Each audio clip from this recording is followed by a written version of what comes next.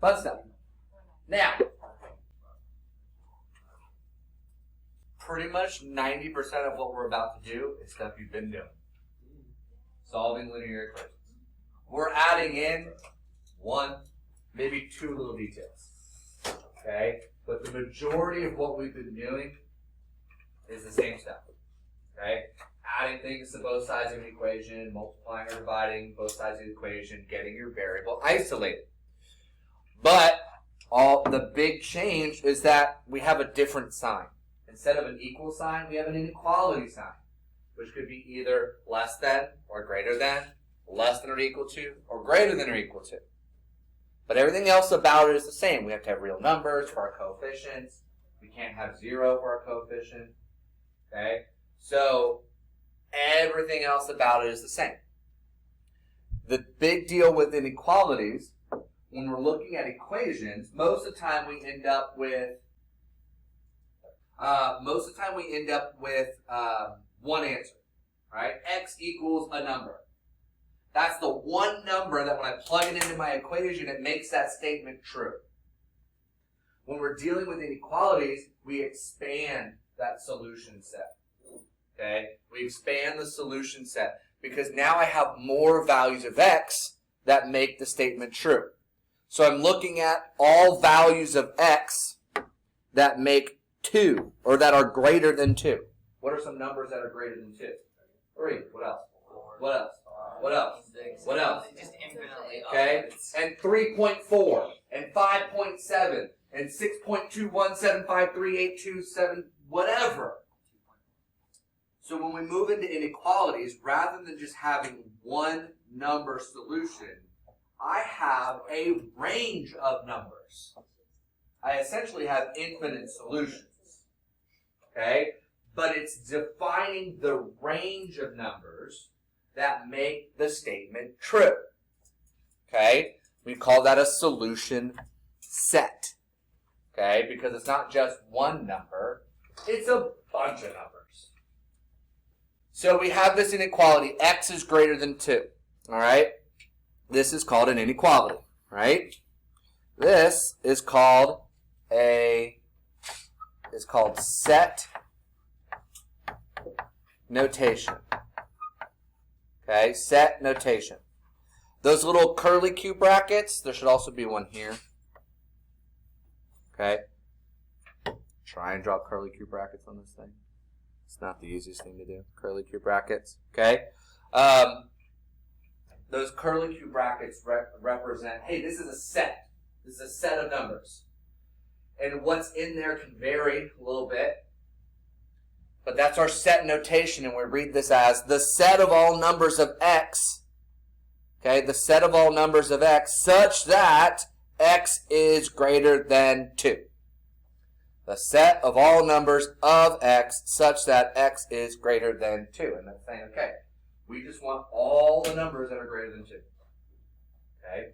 It could be as little as 2.00000000001, or it could be as big as, or beyond. It's all numbers in between. So we're going to do A and C, and I'm going to have you guys do B on your own. Okay? But let's look at how to graph on the number line. Now, when I give you a blank number line, I don't need you to write all the different numbers that are around it. Okay? I want you to focus on the important number or numbers. Okay? So when I look at A, what's my important number? 3. That's the only one I need to see on the number line. Because I'm going to go out on a limb and assume you know what numbers are to the right of 3. What are some numbers to the right of 3? 4 and 5 and 6 and 7. And some numbers to the left of 3. 2, 1, 0. Okay, I'm going to make that assumption, that leap. Okay, I hope you don't. So that's the only number I need to see because that's the only one I care about. All right, we're going to make an assumption about everything else after that. Now, I have to indicate, okay, all of the numbers greater than or equal to 3. Okay, so is that going to be the numbers on the left side or the right side?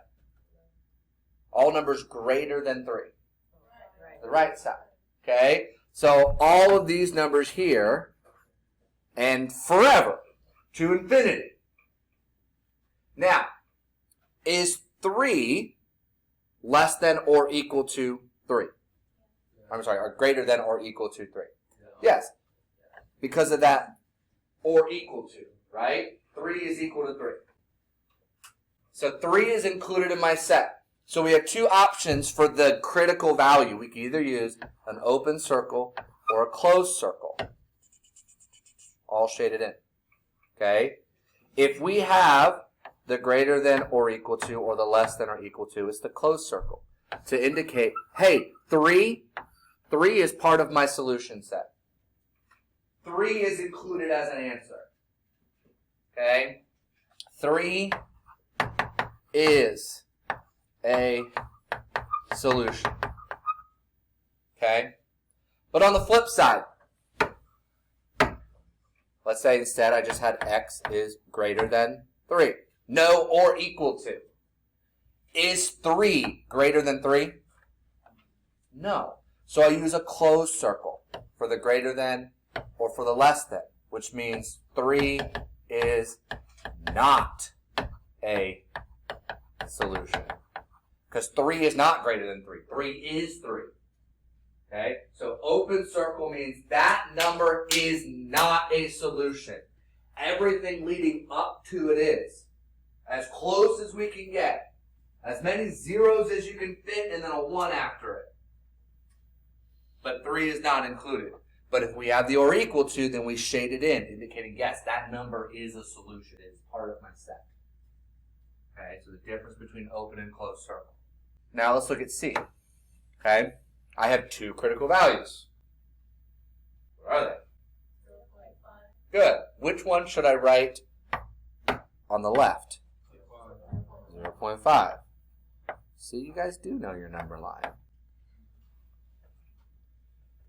Smartest class in school is what I tell them. Alright? So now I have to deal with both symbols. Okay? I have to figure out what's my range of numbers that makes this statement true. Okay? So, at the 0.5, I have the less than symbol. So am I going to use an open circle or a closed circle? Open. Okay? It's not less than or equal to. It's just less than. The open circle. Okay? What about the 4? Closed. Okay? Open circle, closed circle. Now, x is all values. Okay, look at this. X is, okay, x is greater than 0.5 and x is less than or equal to 4. So I want all numbers that satisfy both of those. So I'm going to have to shade in the middle. Because anything beyond to the right of 4 doesn't satisfy x is less than or equal to 4. So 5. 5 is greater than 0.5, but it's not also less than or equal to 4. Anything to the left of 0.5 satisfies the less than or equal to 4, but doesn't satisfy the greater than 0.5. So my set only includes the numbers between 0.5 and 4, and that's it. Now, it's still an infinite amount of numbers. Alright? I have an infinite amount of numbers, so I have to include everything in there. That's what that shading is. All of the numbers between those two values. Okay? But nothing beyond that range. Okay? Infinite number of answers, infinite number of answers. Just different infinities. Okay? And fun fact, if you ever want to learn about infinities on your own, look up Herbert Hotels. Talks about different sizes of infinity. Alright. Graph x is less than whatever that number was. 3. Negative 3. Yes. X is less than negative 3. I only need to see one number on that number line. Okay? Or did I give you a number line?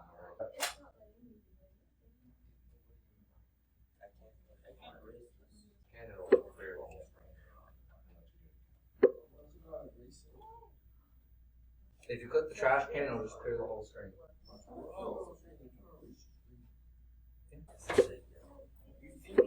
You think that's what I want.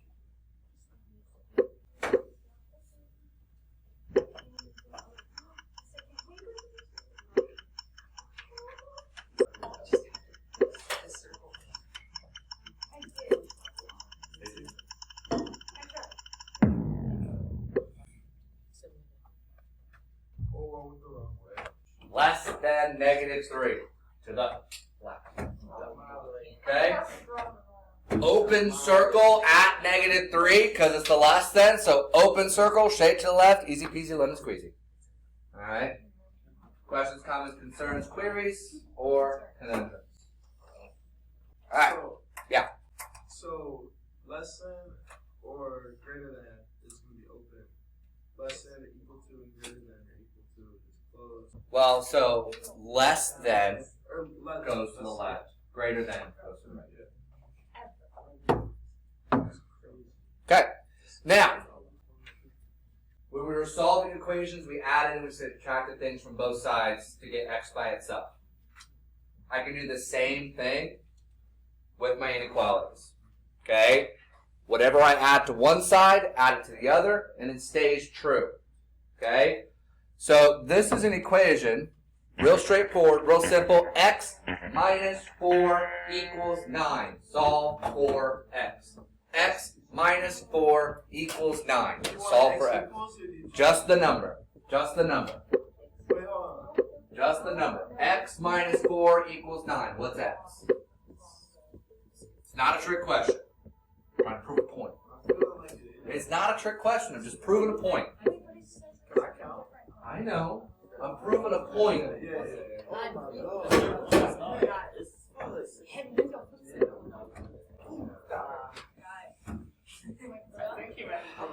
He might be wrong.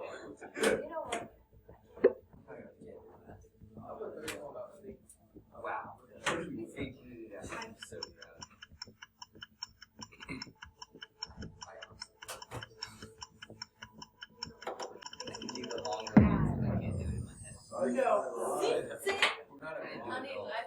Less people than last period, believe it or not.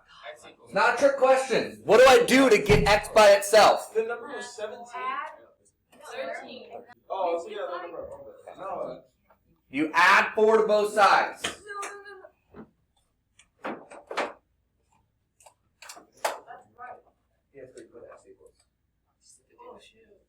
Okay? I do the same thing with an inequality. Add 4 to both sides. Oh,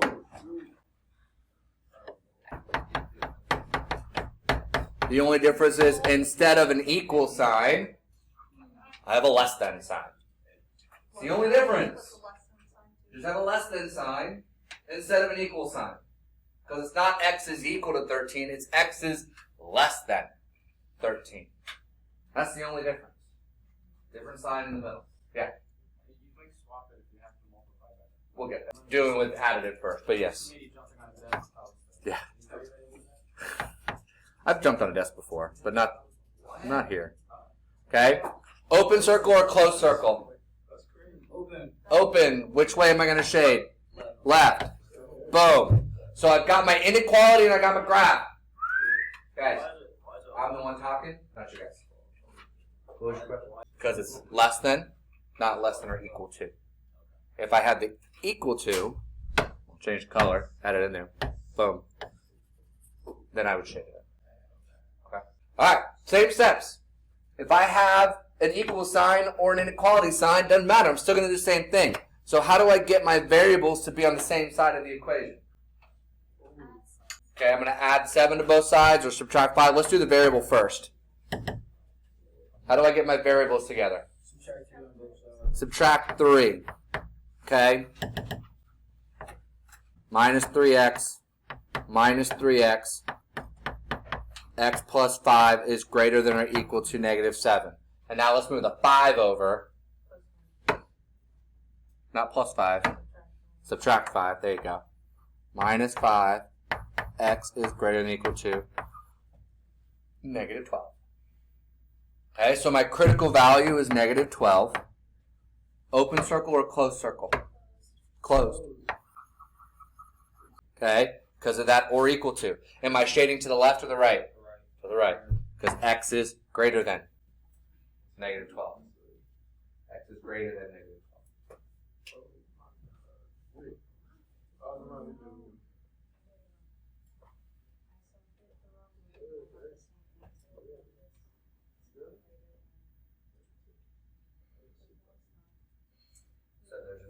Now, really important, or it makes your life a whole lot easier. Always move the smaller coefficient. Okay, I subtracted 3 instead of 4. I did that on purpose to get a positive coefficient. Okay, in a couple slides you'll see why the difference is. When we have a negative coefficient, it changes our solution. Okay, so as a general rule of thumb, I like to prioritize moving the smaller number, and hopefully I get a positive coefficient. It's not always going to be the case.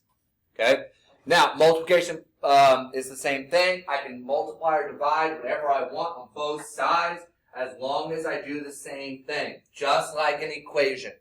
The only difference is now I have this, if my coefficient is negative,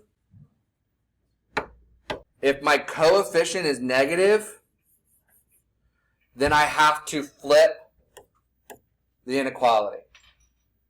Okay? If my coefficient is negative, I have to flip the inequality, the coefficient. Okay? So this is how this is going to change. All right? So looking here, I've got 1/2 x is less than or equal to 5/8. How do I get x by itself? How do I get rid of that 1/2 as a coefficient? You do decimal by itself. Yeah, multiply by the reciprocal. What's the reciprocal of 1/2? 2 over 1. 2. 2 over 1, or just 2. So when I do 2 times 1/2, that cancels, leaving me with x. And then 2 times 5/8, 10/8, which simplifies to what? We can leave it improper. I just want to simplify the fraction. Just simplify the fraction. I mean, it is 1.25. You're correct. Just simple. Okay. Now, I have the less than or equal to sign. Was this coefficient negative? No. Then I don't have to do anything different. I don't have to do anything different. X is less than or equal to 5/4. I label my point. I do my closed circle, and I shade to the left. Nothing different. Okay? Positive coefficient, nothing different. But here, my coefficient's negative. So I'll have to do something different at the end. But still, let's solve it. Let's solve it first. How do I move that negative 2.6 to the other side? Divide by 2.6. Okay? So divide by a negative 2.6. All right? So I have x, because that cancels. 10.4 divided by negative 2.6.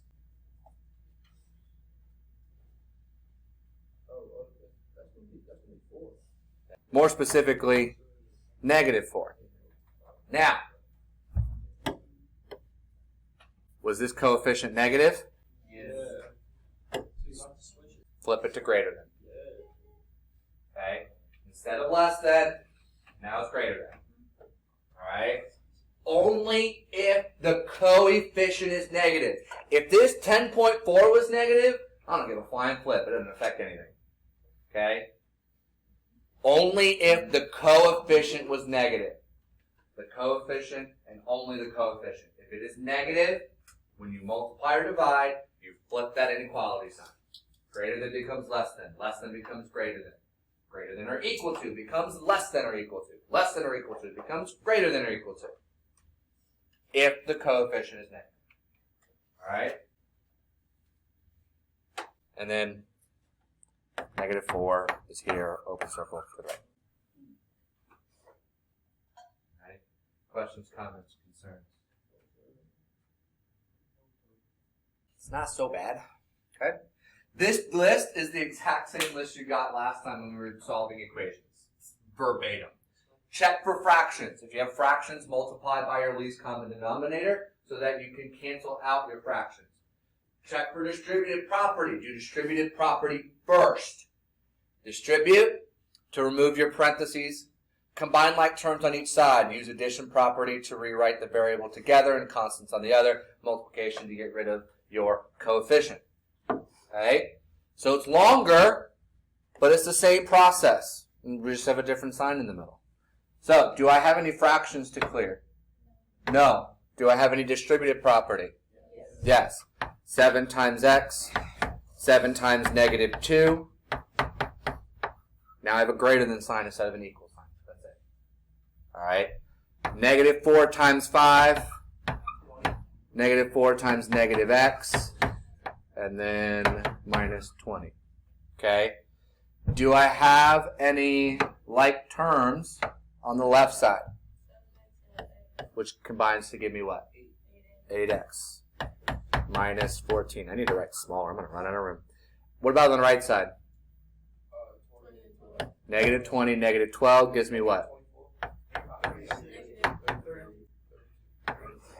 32. Okay. No, we're going to keep going. What'd you say, Baylor? Why'd you change 4x? Doesn't matter. Negative 32 is negative. Yeah. I could have it as negative 32 plus 4x. No, I'm just making sure. Yeah, same thing. Now what? Track 4 on both sides. Track 4. 4x. We want to move the smaller one. Okay? It's just going to make less work for us.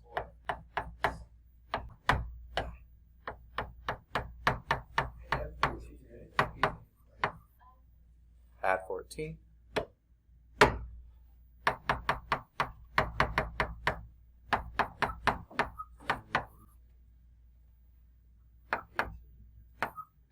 Okay, 18 over 4 simplifies to 9 halves. Okay, I was just running out of room, so I have to.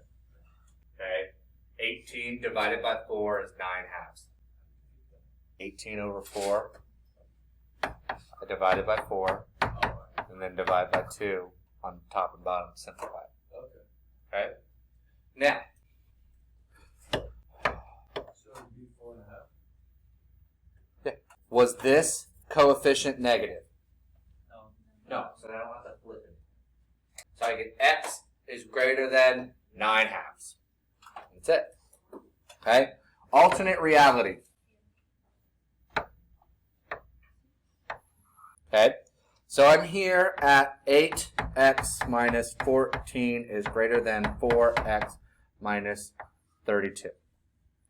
And let's just say, okay, instead of subtracting 4, I subtracted 8. Subtracted 8. So now I have negative 14 is greater than negative 4 minus 32. Negative 4x. Okay, at 32. Negative 4x.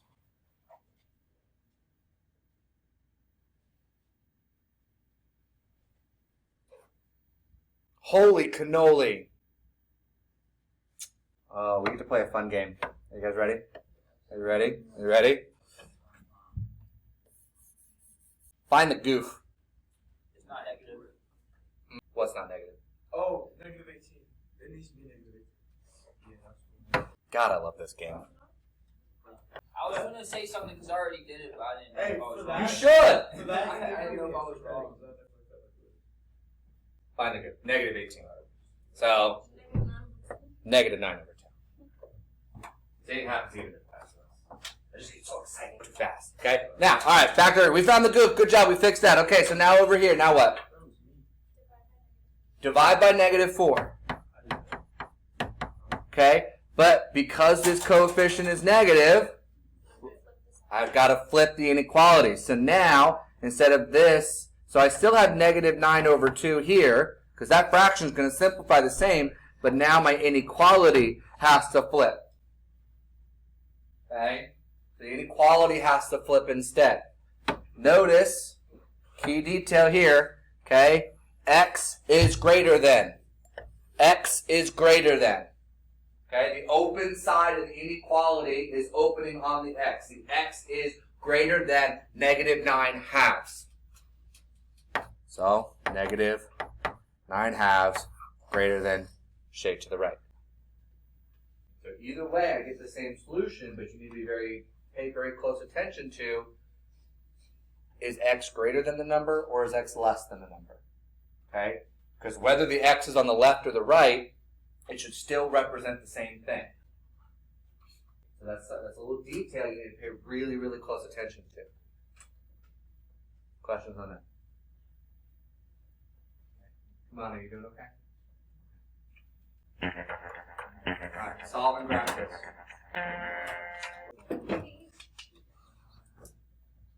That's crazy. Did you buy a notebook, Baylor? Oh yeah, you're right. I got it right. Hold on, right here. Yeah. Do your distributive property first, combine your variables.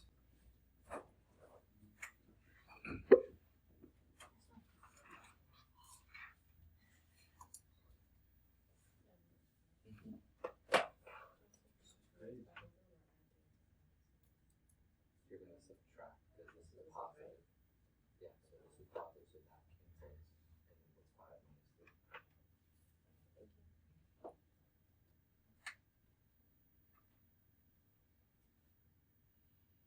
And pay really, really, really close attention to which way you're shading your graph.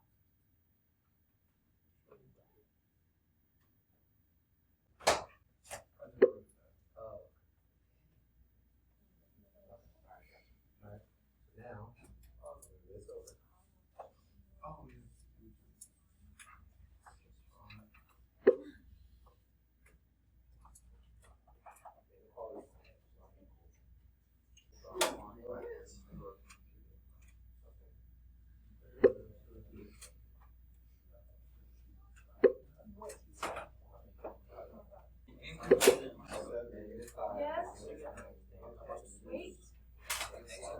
Yes, I did.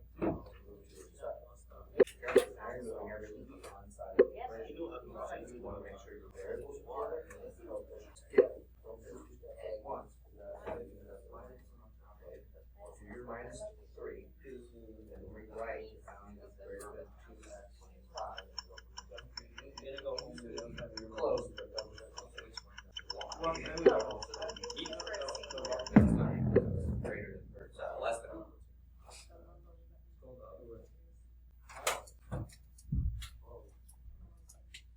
7 is greater than or equal to x. Okay? 7 is larger than x. So what numbers is 7 larger than? 6, 5, 4, 3, 2, 1, 0. 7 is the largest number. 7 is greater than x. X is less than 7. Okay, so making sure you're shading to the left. Yes, this is a greater than sign. But x is on this side of it. X is less than 7. X is the smaller number. Okay, so it's that way. That's why I said pay really close attention to the direction you're shading. And you saw that difference on the last one. Depending on which way I moved my variable, it changed which side of the inequality my variable was on. But I still have to have the same solution. So pay attention here to where you're at with your shading. X is the smaller number. Since x is the smaller number, I need to shade to the left. Okay? So it's little details. It's little details. Alright? Yeah, I know. That's why I've got to start. Okay? So now, what am I going to do here? Distribute. So I get 3x plus 12 is greater than 3x plus 5. Now what? Subtract 3x, because I need to get my variables together. Well, what's 3x minus 3x? So now I have 12 is greater than 5. True. So what is it when my final line is a true statement with no variables? All real numbers. What do we call that? An identity. So I still have identities with my inequalities. My variable canceled out, which is fine. Check to see if the statement is true or not. Since 12 is greater than 5, that's true. That means my solution is all real numbers. Okay? That's because it is an identity. Okay? So on my number line, my shading would just be everything. It's everything. It's the whole thing. The whole number line. Every number. Okay? If I ended up with a false statement, okay, alternate reality, Thanos up in here. Okay? Alternate reality. 12 is less than 5. Is that a true statement? No. So then it's no solution. There is no value of x that would make that statement true. No solution, also known as a contradiction. The number line would remain blank. Yep. If you had a contradiction, the number line would remain blank because there's no number that makes that statement true. Okay? All right? Questions, comments, concerns? All right, we're going to pause here. We're going to do the last 2 slides on Monday, and then you'll get to work on your assignment.